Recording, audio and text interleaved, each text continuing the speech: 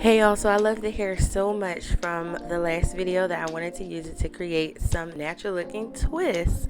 So I call these afro twists, but I guess other people would call these like two-strand twists with extensions. So that's what we're doing. So I'm basically going to be showing you how I parted my hair. And yeah, so I'm using one strand per twist. And this hair is the Sensationnel Bantu knot hair that's from their snap collection. So basically I just braid it onto the section a little bit and then twist all the way down, adding some Edgewax just to make sure my hair is really slicked into the twist. And that's basically it. So again, you want to braid it onto the root, split your hair in half if you braid like 4 times, and then twist all the way down using some edge wax to make sure your hair is sleeked in. So to create my rows, I just create a row as straight as I can, and then I part down the side to create a box from the row, and then I start to braid onto the root again and then twist down. Again, adding in the Murray's edge wax to sleek up the braid.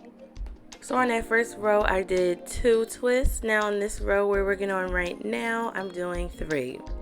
And yeah, so I like doing the braid on in the beginning because it helps define my parts and keep them a little neater, a little longer than it would if I just rope twisted onto the roots of my hair.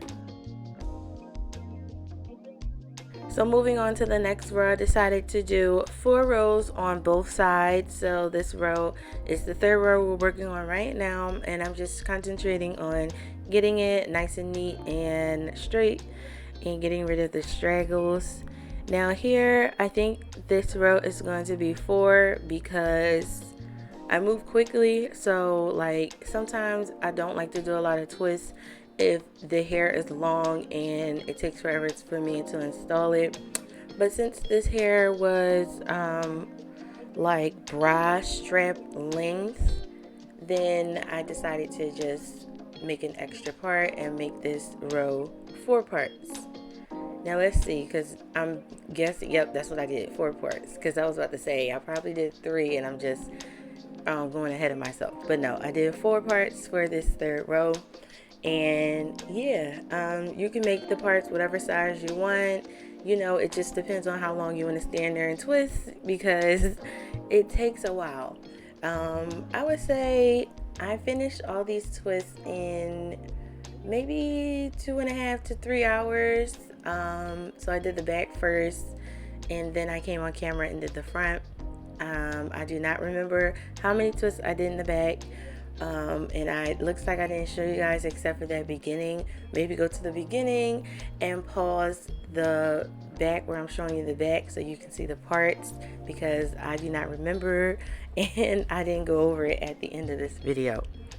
So yeah, so this is the 4th and final row of this left side of my head, and I believe I'm making this row 4 parts as well.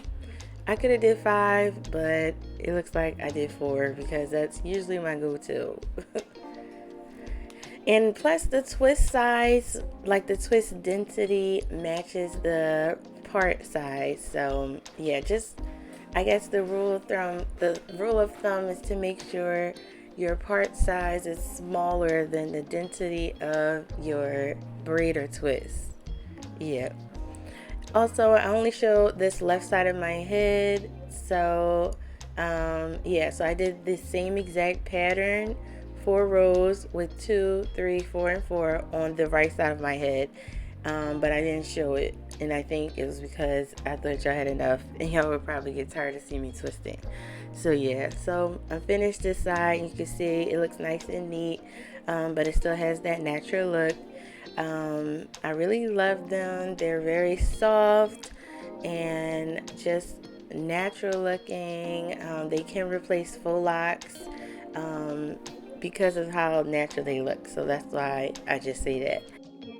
I did decide to style them, so I just put them up halfway in a ponytail and then put 2 twists down in the front. That's usually how I like to wear my styles. But yeah, everything I use is linked in the description. Thumbs up this video if it was helpful. Check out more like this on my channel, and I'll see you guys all in the next one.